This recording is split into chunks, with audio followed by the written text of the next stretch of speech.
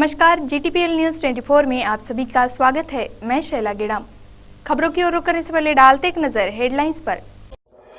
हुड़दंग मचाने वाले पर होगी कार्रवाई, नए साल को लेकर राज्य उत्पादन शुल्क विभाग ने कसी कमर। पल्स ग्रुप कंपनी के कार्यालय पर जमा कार्यकर्ताओं का हंगामा, पैसा वापस नहीं करने का लगाया कंपनी पर आरोप। और अन्न और औषधि विभाग कार्रवाई में इस साल 223 जगहों पर मारा छापा, कई तंबाकू और गुटखा बेच रहे पर की कार्रवाई। और अब खबरें विस्तार से। आने वाले 31 दिसंबर पर शहर में देर रात चलने वाले डीजे पर राज्य उत्पादन शुल्क विभाग ने अपनी नजरें पैनी कर दी है। इस दिन शहर में रास्तों पर हुड़दंग मचाने वालों पर विभाग की ओर से कार्रवाई की जाएगी।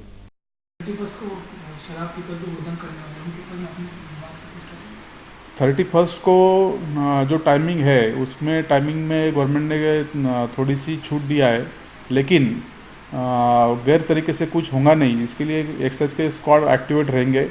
खास करके हम पार्टी परमिशन पार्टी जहाँ पे भी है वहाँ पे नज़र रखेंगे। वो टाइमिंग में बंद हो वो कोशिश करेंगे।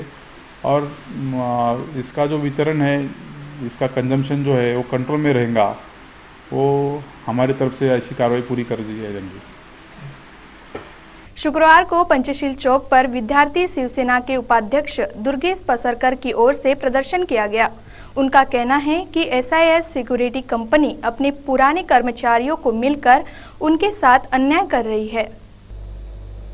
पंचशील चौक पर SIS सिक्योरिटी कंपनी के खिलाफ विद्यार्थी शिवसेना की ओर से प्रदर्शन किया गया। उनका कहना है कि SIS सिक्योरिटी कंपनी में 120 कर्मचारी पिछले कई सालों से काम कर रहे थे, मगर 1 दिसंबर को इन सभी 120 कर्मचारियों को कंपनी ने नया टेंडर निकालकर एकदम से निकाल दिया। वहीं कर्मचारियों का कहना है कि कंपनी ने उन्हें निकालकर उनको फिर से काम पर ना रखने की बात कही है। कर्मचारियों ने आगे कहा कि कंपनी ने कर्मचारियों को निकालकर वहां पर दूसरे राज्य से लोगों को बुलाकर उस जगह पर भर्ती कर रहे हैं और कई साल से काम कर रहे हैं। कर्मचारियों को निकाल रहे हैं। इस वजह से इन सभी पुराने कर्मचारियों पर भूखे मरने की नौबत आ गई है। 20 कर्मचारियों का विषय है। इसे हम लोग ने 2-3 बार प्रेस कॉन्फ्रेंस ले चुके हैं, वहाँ के डायरेक्टरों से बात कर चुके हैं। वो लेकिन झुला रहे हैं इनको। वो कहते हैं कि हम 50 जन को रखेंगे और पुराने 50 जन को रखेंगे। जैसा इनको 10 से 12 साल हो गए, किसी को 6 साल हो गए, 6 साल वाले उनको नहीं रखेंगे।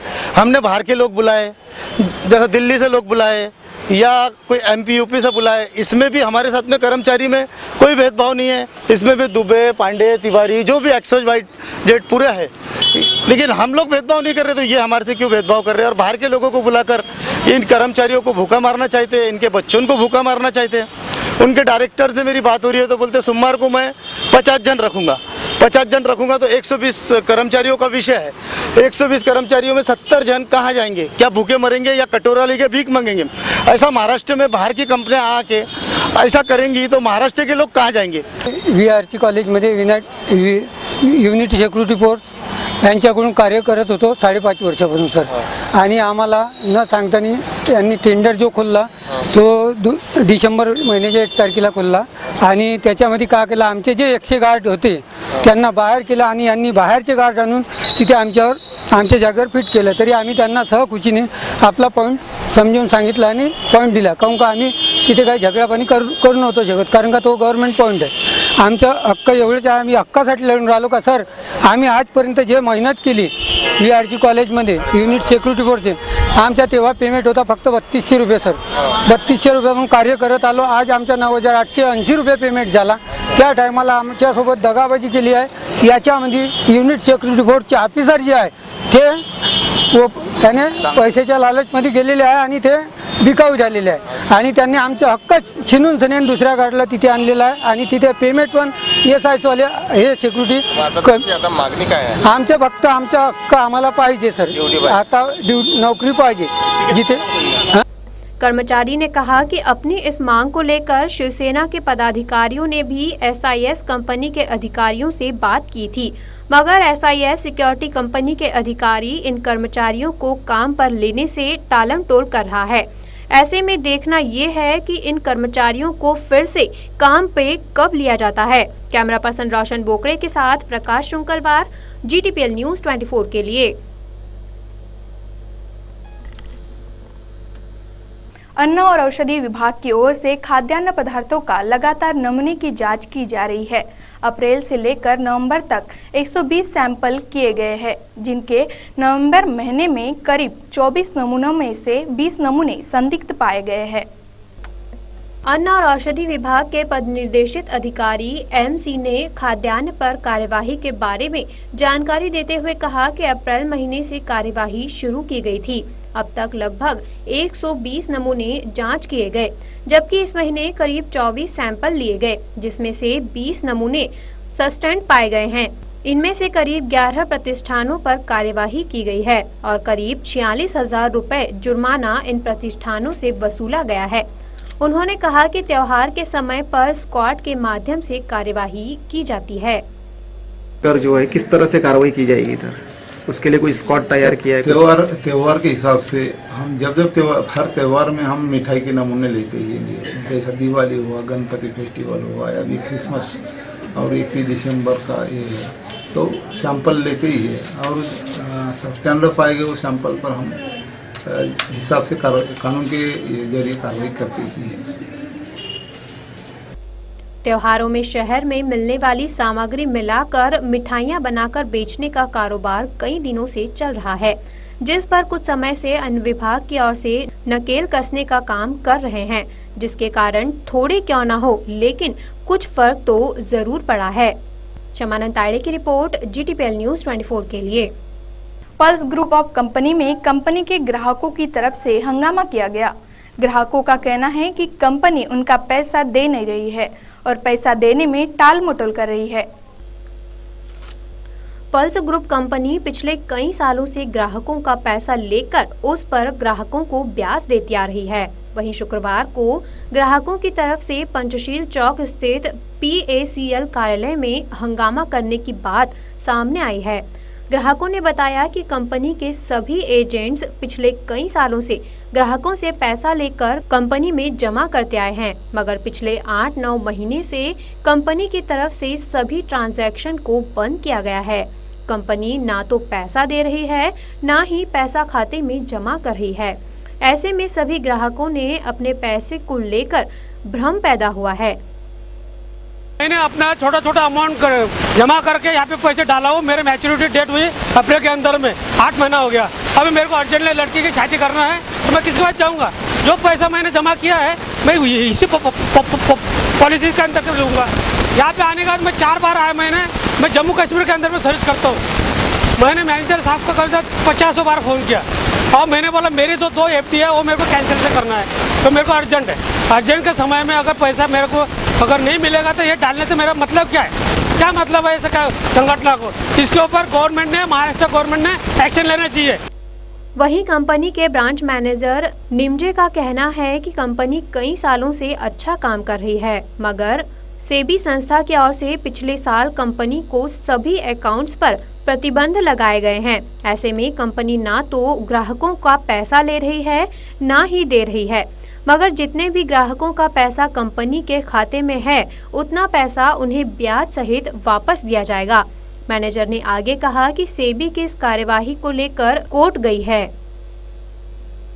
आपके अकाउंट क्लोज है तो क्या इसकी सूचना आपने अपने ग्राहकों को दी? हाँ, दी है। उसकी सूचना बाकायदा ग्राहकों को दी है। ग्राहकों को बताया जा रहा है कि भाई ऐसा ऐसा प्रॉब्लम है, तो आपका पैसा तो सुरक्षित है, आपका पैसा कहीं गया नहीं है। प्रॉपर्टी कंपनी के पास जितना पैसा आपको देना है उससे ज़्यादा प्रॉपर्टी है। प्रॉपर्टी अभी क्लियर हो गई है, CBI की तरफ से कागज अपने को मिल गया है कंपनी के पास। तो कुछ पैसा निकालना और भरना, हाँ नहीं, कंपनी के पास पैसा भरना बंद है अभी, यानी रिन्यूअल बंद है। और जो मैच्योरिटी है, मैच्योरिटी लेना चालू है, यानी डॉक्यूमेंट्स लेना चालू है।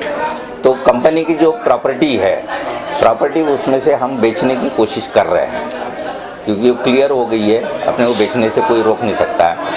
तो बेचने की प्रक्रिया चालू है। तो बेचने की प्रक्रिया चालू, जो भी पैसा आएगा वो पैसा हम DD के रूपांतर में लोगों को देना हम चालू कर रहे हैं। ये जब भी प्रॉपर्टी, अभी प्रॉपर्टी तो कोई भी प्रॉपर्टी जो है वो इमीडिएट तो बिक नहीं जाती, उसमें थोड़ा टाइम लगता है तब तक के।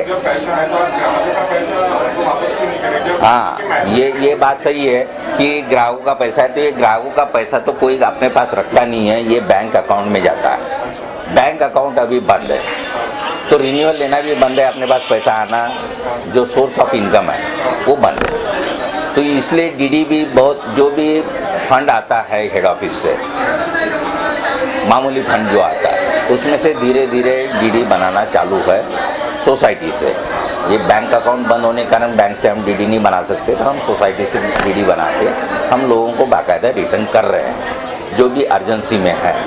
लेकिन फुल स्विंग में हो सकता है कि फरवरी या मार्च से चालू हो जाएगा, लेकिन ये गारंटी है कि कंपनी किसी का पैसा रोकेगी नहीं।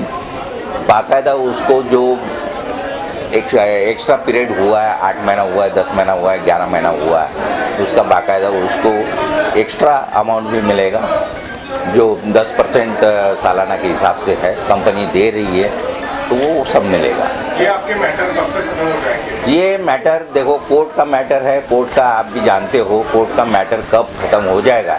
हो सकता है एक हियरिंग और बढ़ेगी, या तो हो सकता है कि फरवरी में रिजल्ट आ जाए। दोनों चीज़ें हैं। निमजे, विनायक निमजे। बहरहाल कोर्ट की पूरी कार्यवाही होने तक ग्राहकों का पैसा जमा रहेगा और कोर्ट के फैसले के बाद ग्राहकों को ब्याज सहित पैसा दिया जाएगा। कैमरा पर्सन रोशन के साथ प्रकाश शुंकलवार, GTPL न्यूज़ 24 के लिए। अन्न और औषधि विभाग ने सुगंधित तंबाकू और गुटखे से संबंधित अप्रैल 2014 से लेकर अब तक करीब 223 जगहों पर छापामार कार्रवाई की है, जिनमें से 14 जगहों पर तंबाकू और गुटखा मिला है। सभी से जुर्माना वसूलकर उन पर कार्रवाई की गई है। राज्य में सुगंधित तंबाकू और गुटखा बेचने पर प्रतिबंध लगा हुआ है। बावजूद इसके कई लोग दूसरे राज्यों से गुटखा और नकली 120 तंबाकू लाकर शहर में बेचने का कार्य कर रहे हैं। ऐसे ही कुछ लोगों पर अन्न और औषधि विभाग की ओर से कार्यवाही की गई। अप्रैल से लेकर अब तक अन्न विभाग की ओर से 223 प्रतिष्ठानों पर छापामार कार्यवाही की गई है, जहां पर 14 जगहों से तंबाकू और गुटखा पाया गया है और उन पर अन्न विभाग की ओर से कार्यवाही की गई है। ये जानकारी अन्न विभाग के पद निर्देशित अधिकारी MC पवार ने दी। उन्होंने बताया कि शहर में 452 किलो सुगंधित तंबाकू और गुटखा जब्त किया गया है, तो वहीं ग्रामीण में 1616 किलो सामग्री जब्त की है। उन्होंने बताया कि अन्न विभाग की ओर से रोजाना कार्यवाही की जा रही है। गुटखा बंदी के बारे में 1 अप्रैल से आज तक 223 प्रतिष्ठानों की तपासनी की है। उसमें से 14 जगहों पे हमको जो तंबाकू गुटखा मिला है, वहाँ हमने FIR दाखिल की है। नागपुर शहर में 452 किलो तंबाकू का साटा जब्त किया है और ग्रामीण में 1616 किलोग्राम साटा जब्त किया है गुटखा के इसमें, और 14 प्रकरण में FIR दाखिल किया है। सर रोजाना कार्रवाई की जाती है सर? अगर रोजाना जैसा ही है ना, 10 लोग हैं हमारे पास काम करने वाले, तो ये इतना 200 से रोजाना ही, बाकी कोर्ट काम रहते हैं, बाकी काम संभल के इंस्पेक्शन, बाकी खाद्य पदार्थ तो काम संभल के रोजाना ही रहते। अभी पांठेलों पर कितने पांठेलों पर कार्रवाई की गई है सर? कितने अवैध? वैसा पांठेला ऐसा नहीं है, ये सब जो पांठेला है सब 223 जो बोला मैंने, उसमें पांठेला वगैरह सब आ गए उसमें, दुकानों पांठेला या गोडाउन्स। गुटखा और सुगंधित तंबाकू बिक्री करने वालों पर भले ही अन्न विभाग की ओर से कार्यवाही की जा रही है, लेकिन शहर के लगभग 10,000 पानठेलों पर रोजाना ये सामग्री खुलेआम बिक रही है। इस बात को नकारा नहीं जा सकता। खुली जबान से तो नहीं, लेकिन दबी जुबान से ये बात खुद अन्न विभाग कह रहा है कि उसके पास स्टाफ की कमी है और ये बात शहर के पानठेलों पर देखी जा सकती है। कैमरा पर्सन विलास पराते के साथ शमानंद तायड़े, GTPL न्यूज 24 के लिए। खबरों के बीच वक्त हो चला है एक ब्रेक का। देखते रहिए GTPL न्यूज 24। रफ्तार जिंदगी की खबर हर किसी की, नजर हर खबर पर, दस्तक सभी दर पर। खबर हो सियासी या हो फिल्मी फंतासी, सवाल हो आवाम का या गुहार हो सभी की, नब्ज हम सभी की। GTPL न्यूज 24, खबर पल पल। ब्रेक के बाद आपका फिर से स्वागत है। नागपुर के विदर्भ साहित्य सम्मेलन में जर्मन पोस्टेज स्टैंप प्रदर्शनी का आयोजन किया गया है, जहां दुनिया के सभी दुर्लभ स्टैंप इकट्ठा किए गए हैं। इस प्रदर्शनी के आयोजक सुभाष कौशिककर है। सुभाष कौशिकर ने विदर्भ साहित्य संघ आर्ट गैलरी में जर्मन पोस्टेज स्टैंप की प्रदर्शनी आयोजित की है, जिसमें दुनिया के सभी देशों के पोस्टेज स्टैंप प्रदर्शन के लिए रखे गए हैं। भूजल सर्वेक्षण विभाग में काम करने वाले 70 वर्षीय सुभाष कौशिकर अपने बाल्य अवस्था से पोस्टेज स्टैंप इकट्ठा करने का शौक रखते हैं। इनके पास अब तक 3000 तक के भारतीय और विदेशी स्टैंप इकट्ठा किए गए हैं, जिसकी प्रदर्शनी 1991 में भी सुभाष की तरफ से लगाई गई थी। जाल कुपर हा इंडियाचा खूप मोठा फिलॅटेलिस्ट होता, तर तो दर आठवड्यामध्ये विक्री करता एक आर्टिकल द्यायचा आणि त्याच्यामध्ये देश परदेशातल्या स्टॅम्प्सची माहिती असायची। तर काका आम्हाला ते ट्रान्सलेट करून सांगायचे की ही माहिती अशी अशी आहे स्टॅम्पची। तेव्हा आम्हाला स्टॅम्प्समध्ये इंटरेस्ट यायला लागला आणि मग आम्हाला जेव्हा इंटरेस्ट यायला लागला तेव्हा नागपूरला आल्यावर मग आम्ही जे काही पत्रांवर येणारे स्टॅम्प होते ते चिटकवून अल्बममध्ये लावायला लागलो। मग काकांनी एक नवीन अल्बम आम्हाला घेऊन दिला, त्याच्यात आम्ही चांगले आणखीन स्टॅम्प्स लावत गेलो, एक्सचेंज करत गेलो आसपासच्या। त्यावेळेला शाळेमध्ये मित्र असतातच खूप, तर त्यांच्याशी एक्सचेंज करत गेलो। त्याच्यानंतर मग 7वी मध्ये गेल्यावर एकदा हेडमास्टर इतक्या देशाचे वगैरे स्टॅम्प्स कसे येतोय सांगतो ते पुढे। मास्तरांनी एक पत्ता दिला की हा मुलगा आहे, जर्मनीत राहतो आणि स्टॅम्प जमवतो, तुम्ही सुद्धा स्टॅम्प जमवता तर याच्याशी पत्रव्यवहार करा। म्हणून मग आम्हाला तो पेनफ्रेंड मिळाला, त्याला पेनफ्रेंड म्हणतात, किंवा आपण जर फक्त पत्र लिहून त्याच्याशी करस्पॉन्डन्स करायचा, आपण इकडनं इंडियाचं मटेरियल पाठवायचं, स्टॅम्प्स वगैरे, स्टॅम्प्स, फर्स्ट डे कवर्स, आणि तो तिकडनं जर्मनीचं पाठवायचा। तशाने त्या पेनफ्रेंडशी मी 50 वर्ष करस्पॉन्डन्स केला आणि त्याचं हे फलित म्हणजे हे आहे। एक तर आमचा इथला आधीचा एक्सचेंज आतापर्यंत किती जमवले स्टॅम्प्स फक्त जर्मनीचे म्हणाल तर 3000 पेक्षा जास्त स्टॅम्प्स आहेत आणि बाकीचे तर। आणि खरं म्हणजे ह्याच्यात काय नंबर डझंट काउंट, म्हणजे नंबर किती आहे तुमच्याजवळ याला महत्त्व नाही आहे, ते स्टॅम्प्स तुम्ही कसे प्रेझेंट करता याला महत्त्व आहे। कुठले सध्या कुठले स्टॅम्प आहे तुमच्याकडे? माझ्याकडे सगळ्या जगाचे स्टॅम्प्स आहेत, पण माझी स्पेशालिटी जर्मनी आहे, अमेरिका आहे, इंडिया तर आहेच आहे, आणि ईस्ट युरोपियन कंट्रीजचे जमवतो मी स्टैम्प्स। सुभाष ने कहा है कि इस तरह के स्टैंप इकट्ठा करने वाले विद्यार्थियों को सुभाष फ्री में मार्गदर्शन करने के लिए तैयार हैं। कैमरा पर्सन रोशन बोकड़े के साथ प्रकाश शुंकलवार, GTPL न्यूज 24 के लिए। राज्य उत्पादन शुल्क विभाग ने शहर के तकरीबन 8 विभिन्न इलाकों में छापामार कार्रवाई कर लाखों की शराब जब्त की है। विभाग ने इस कार्रवाई में 3 आरोपियों को हिरासत में लिया है। राज्य उत्पादन शुल्क विभाग ने बड़ी कार्यवाही को अंजाम देते हुए एक सप्ताह के भीतर करीबन 8 विभिन्न इलाकों में छापे मारकर देसी और विदेशी शराब को जब्त किया है। विभाग ने इस कार्यवाही को गुप्त सूचना के आधार पर अंजाम दिया है। नया साल आने के पहले ही विभाग ने तकरीबन 8 लाख का माल पकड़कर लगभग 3 आरोपियों को सलाखों के पीछे डाल दिया है। ईयर एंड को सामने रखते हुए स्टेट एक्साइज डिपार्टमेंट के स्क्वाड एक्टिवेट कर दिए गए हैं। इन्होंने हाल ही में कुछ जगह पे कार्रवाई किया है, उसमें 8 ऑफेंसेस रजिस्टर हुए हैं। उसमें कच्ची शराब और अवैध तरीके से MP की तरफ से आने वाली शराब भी शामिल है उसमें मुद्देमाल में। आने वाले 31 दिसंबर को ध्यान में रखते हुए स्टेट एक्साइज डिपार्टमेंट ने स्क्वाड एक्टिवेट कर दिए है और इसमें पेट्रोलिंग करना, जो फ्रिक्वेंट जहाँ पे भी संशयित जगह है उधर कार्रवाई करना, ये कार्रवाई होंगी इसमें।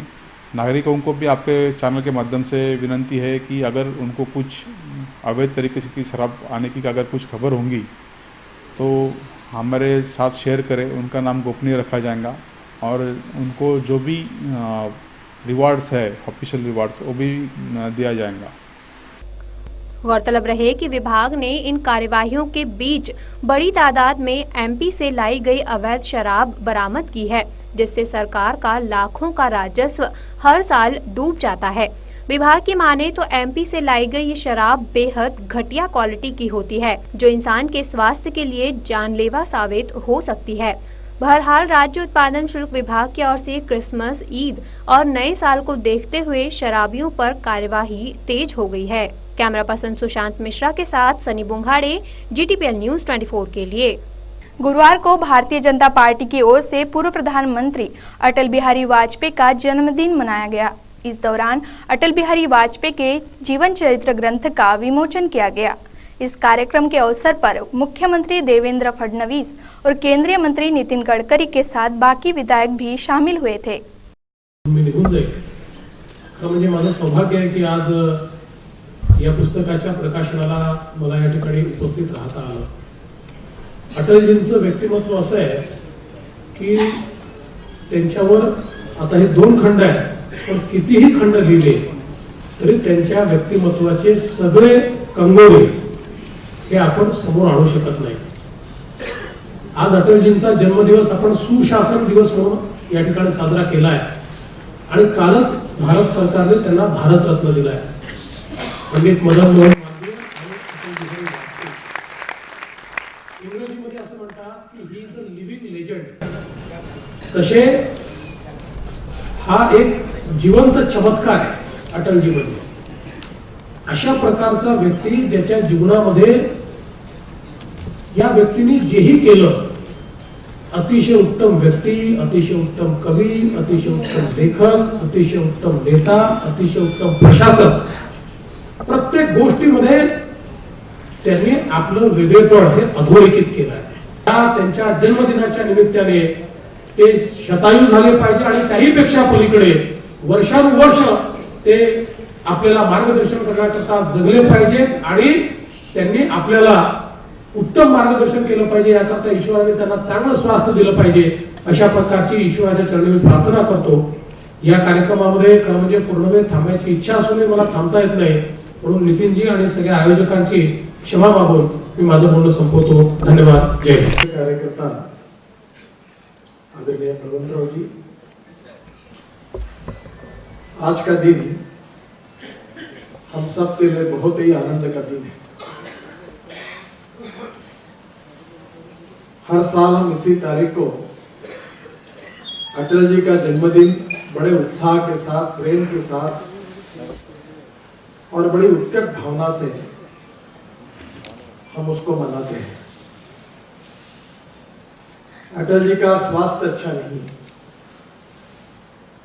कल मैं, सुषमा जी, मध्य प्रदेश के मुख्यमंत्री शिवराज सिंह चौहान और अनंत कुमार जी चारों एक ही समय अटल जी के घर पर गए थे।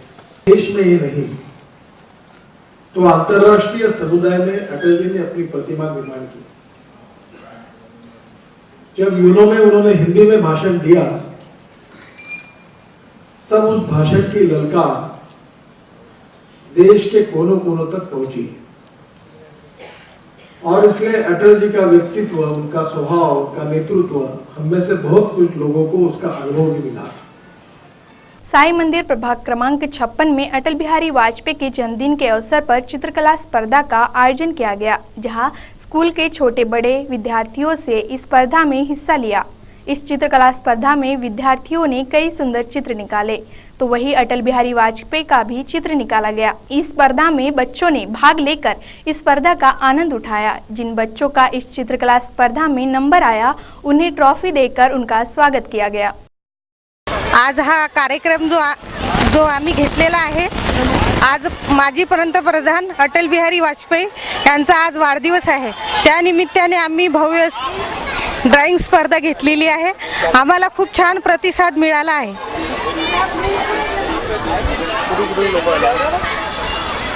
प्रभाग 56 चे तर आलेलेच आहे, पण गोपालनगर, रामेश्वरी, हिंगणा पूर्ण दक्षिण पश्चिम मंडळाकडनं लोक आलेले आहेत, मुलं आले आहेत. 3 टप्प्यात ही स्पर्धा ठेवली आहे. 1 ते 4, 5 ते 7, 8 ते 10. मी उषा गजानन निशितकर, प्रभाग 56 साई मंदिर की नगरसेविका है. प्रभाग 56 की ओर से ये चित्रकला स्पर्धा का जो आयोजन किया है ये अटल बिहारी वाजपेयी इनके जन्मदिन पे उपलब्ध में किया गया है. और अभी तक हम लोग बहुत से ऐसे शिविर लेते गए, बहुत से कार्यक्रम लेते गए, जैसा कि आँखों के शिविर है, ज्येष्ठ नागरिकों को कार्ड बनाने के शिविर है, जैसा रक्तदान शिविर है, आरोग्य शिविर है. अभी ऐसी कुछ कल्पना है कि नए कुछ तो भी बच्चों के लिए करना चाहिए. इस विषय पे हम लोगों ने चित्रकला स्पर्धा का आयोजन किया. इसमें हमसे 800 बच्चों का हमने रखे थे, पर इसमें 1000 बच्चे इसमें ये हुए. प्रथम पहली क्लास से तो 10वीं के विद्यार्थी है. सभी बच्चों ने अच्छा पार्टिसिपेट किया और सभी बच्चे यहाँ पे और सभी को अपन प्रोत्साहन पुरस्कार प्रथम, द्वितीय, तृतीय रहेगा ही. उसके बाद में ये 3 गट में अपन ने की है.